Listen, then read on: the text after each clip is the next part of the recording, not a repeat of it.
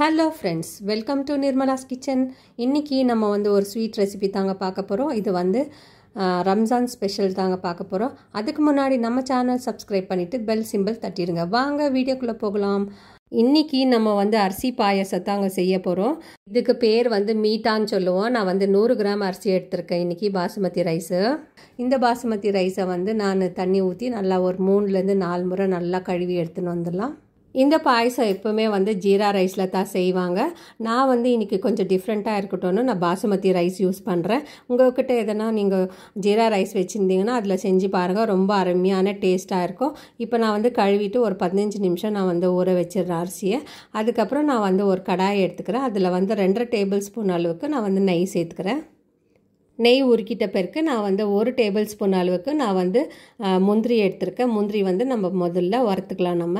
வறுத்துட்டு அதுக்கப்புறம் நம்ம சாரப்பருப்பு கூட சேர்க்க போகிறோம். இதில் முந்திரி வறுத்தாச்சு. இப்போ 1/4 டேபிள் ஸ்பூன் நான் சாரப்பருப்பு சேர்த்துக்கிறேன். இந்த சாரப்பருப்பு எல்லா ஸ்டோர்ஸுங்களையும் கிடைக்கும், அப்படி இல்லைனாக்கா ஹைப்பர் மார்க்கெட்ஸில் கிடைக்கும். இந்த சாரப்பருப்பு இது போடும்போது தான் நமக்கு பாயசமே வேறு டிஃப்ரெண்ட் டேஸ்ட்டு கிடைக்கும் நமக்கு. இப்போ இதுவும் நல்லா வறுத்து கொடுத்துடலாம். இது கொஞ்சம் ப்ரௌன் கலராக மாறட்டும். அதுக்கப்புறம் இப்போ நம்ம ஊற வச்சுருக்கிற அரிசி எடுத்துக்கலாம். அரிசி எடுத்துகிட்டு இதையும் நம்ம இது கூடவே சேர்த்துட்டு இதையும் வறுத்துக்கலாம் நல்லா. இதோ ஒரு 5 நிமிஷத்துக்கு நம்ம நல்லா வறுத்து கொடுக்கலாம். அப்போ தான் நமக்கு இந்த அரிசி நல்லா வெந்து வரும். இந்த அளவுக்கு நம்ம வறுத்து கொடுத்தாக்கா போதும் அரிசி. அதுக்கப்புறம் இது நல்லா வெந்து வரும். இப்போ இதுக்கு 2 கப் அளவுக்கு நான் தண்ணி சேர்க்க போகிறேன். தண்ணி சேர்த்துட்டு இது நல்லா வேகட்டும். இப்போ பாருங்கள், ஒரு முறை நல்லா கலந்து கொடுத்துலாம். அப்புறமா இது ஒரு கொதி வந்த பிறகு நம்ம இதை இன்னொரு முறை நம்ம கலந்து கொடுக்கலாம். கலந்து கொடுத்துட்ட பிறகு இதுக்கு மூடி போட்டு நம்ம வேக வைக்க போகிறோம். இப்போ நம்ம மூடி போட்டு மீடியம் சிம்மில் வச்சு தான் இதை வேக வைக்க போகிறோம். ஏன்னா இது நல்லா குழைய வேகணும். இப்போ நான் லிட்டு ஓப்பன் பண்ணி காட்டுறேன். இது பாசுமதி ரைஸுன்றதுனால இது இன்னும் கொஞ்சம் நல்லா குழைய வேகணும். அதுக்கு நம்ம என்ன பண்ண போகிறோம், இப்போ ஒரு கரண்டி எடுத்துகிட்டு இதை நல்லா ஸ்மாஷ் பண்ணுறோம். கரண்டிலேயே நம்ம நல்லா ஸ்மாஷ் பண்ணுறோம். இது நல்லா ஒரு நொய் பதத்துக்கு எடுத்துகிட்டு வந்துடலாம் நம்ம இந்த ரைஸை. இப்போ பாருங்கள், இந்த அளவுக்கு இருக்கணும். இந்த அளவுக்கு நம்ம ரைஸை நல்லா ஒடிச்சிக்கணும் நம்ம. அதுக்கப்புறம் நம்ம இதில் பால் சேர்க்கலாம். நான் இன்றைக்கி 1 லிட்டர் பால் அளவுக்கு தான் நான் சேர்க்க போகிறேன். இந்த பால் நல்லா ஃபுல் க்ரீம் பால் தான் நான் சேர்த்துருக்கேன். இந்த ஃபுல் க்ரீம் பால் நம்ம சேர்க்கும் போது இது டேஸ்ட் ரொம்ப நல்லா கொடுக்கும். ஏன்னா இந்த பாயசம் நான் முஸ்லீம் ஸ்டைலில் தான் நான் செய்கிறேன். பாருங்கள், இந்த ஸ்டெப் பை ஸ்டெப்பு நீங்கள் பார்த்துக்கோங்க. நீங்கள் ஸ்கிப் பண்ணாதீங்க வீடியோவை. அதுக்கப்புறம் இப்போ நான் இதுக்கு எல்லோ ஃபுட் கலர் சேர்க்குறேன். இது லைட் எல்லோ கலர் வரணும். இந்த ஃபுட் கலர் உங்களுக்கு வேண்டாம்னா நீங்கள் ஸ்கிப் பண்ணிவிட்டு இதுக்கு பதிலாக நீங்கள் குங்குமப்பூ கூட சேர்த்துக்கலாம். அதுக்கப்புறம் நான் 50 கிராம் சுகர் சேர்க்குறேன். சுகர் சேர்த்துட்டு இதை நல்லா மிக்ஸ் பண்ணி கொடுக்கலாம். சுகர் கரியிற வரைக்கும் நல்லா கொதிக்கிறதுக்குள்ளலாம் நம்ம. இந்த பாயசம் கொதிக்க கொதிக்க கெட்டியாயினே வரும். நம்ம இதை கை விடாமல் நம்ம கொஞ்சம் கலந்து கொடுத்துடலாம். பாருங்கள், இப்போவே எவ்வளோ கெட்டியாயிருக்கு. இது இந்த பாயசம் கொதிக்க கொதிக்க நல்லா கெட்டியாக வரும். அதனால தான் நம்ம 1 லிட்டர் பால் சேர்த்துருக்கோம் இதுக்கு. இப்போ நான் 50 கிராம் அளவுக்கு நான் கோவா சேர்த்துக்கிறேன். இது ஸ்வீட்லெஸ் கோவா. நீங்கள் எதனா ஸ்வீட் கோவா சேர்க்குறதுனா சர்க்கரை அளவு கம்மி பண்ணிக்கோங்க. இப்போ நான் சேர்த்துட்டேன். இந்த சூடுலேயே அந்த கோவாலாம் நல்லா கரைஞ்சிடும். அதனால நம்ம மீடியம் சிம்மில் வச்சு தான் இதை செய்ய போகிறோம். எனக்கு 45 நிமிஷம் ஆச்சு இந்த பாயசம் செய்யறதுக்கு. இப்போ பாருங்கள், நல்லா கலந்து கொடுத்துடலாம். ஒரு முறை நல்லா மிக்ஸ் பண்ணி கொடுத்துடலாம். இந்த பாயசத்துக்கு ரிச்னஸ் இன்னும் ஜாஸ்தி வேணுன்றதுனால நான் மில்க் மேட் சேர்த்துக்கிறேன். நான் 50 கிராம் மில்க் மேட் எடுத்திருக்கேன். 50 கிராம் சுகர் சேர்த்துருக்கேன். 50 கிராம் மில்க் மேட் சேர்த்துருக்கேன் நான்.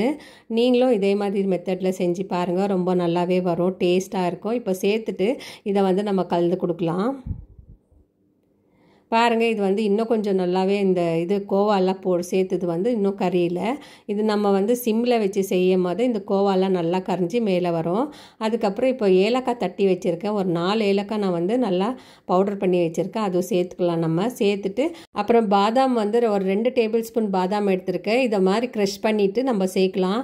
இந்த பாதாம் சேர்க்கும் போது டேஸ்ட்டும் நல்லாயிருக்கும். அதுக்கப்புறம் கன்சிஸ்டன்சி நல்லா கெட்டியாக வரும் பாயசத்துது. இந்த மாதிரி பாதாம் சேர்த்திங்கனாக்கா, ஏன்னா நம்ம செய்யறது முஸ்லீம் ஸ்டைலில் தான் நம்ம இந்த பாயசம் செய்கிறோம்.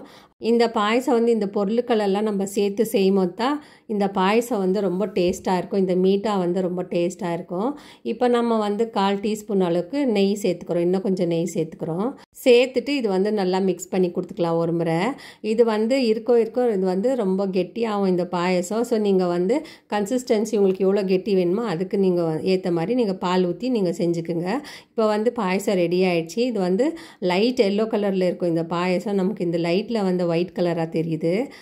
பாயசம் வந்து ரெடி ஆகிடுச்சு. நம்ம வந்து கீழே இறக்கி வச்சுக்கலாம். பாருங்கள், இப்போ நான் வந்து ஸ்டவ் ஆஃப் பண்ணிவிட்டு கீழே இறக்கி வச்சுக்கிறேன். கலர் பார்த்திங்களா அட்டகாசமாக இருக்குது.